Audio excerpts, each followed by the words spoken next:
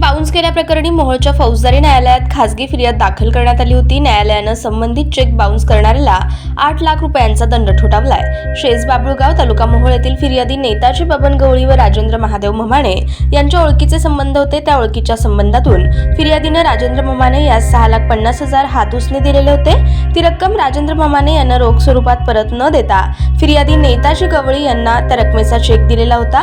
तो चेक गवळी यांनी बँकेत भरल्यानंतर बाउन्स झाला, म्हणून फिर्यादी गवळी यांनी मोहोळ येथील वर्ग 1 यांच्या न्यायालयात फिर्याद दाखल केलेली होती। सुनावणी होऊन मोहोळ न्यायालयाचे मुख्य न्यायाधीश S.W. ठोंबरे यांनी दोन्ही बाजूचा युक्तिवाद ऐकून ममाणे यास 8 लाख रुपये दंडाची शिक्षा ठोठावली व सदरची रक्कम ममाणे याने भरल्यानंतर फिर्यादीस द्यावी, तसेच दंडाची रक्कम न भरल्यास आरोपीस 6 महिने तुरुंगवासाची शिक्षा ठोठावण्यात आली आहे। या केसमध्ये फिर्यादीतर्फे ॲडव्होकेट कैलास नाईक, ॲडव्होकेट आकाश कापुरे, ॲडव्होकेट शुभम मोटे, ॲडव्होकेट अक्षय राऊत यांनी काम पाहिलं।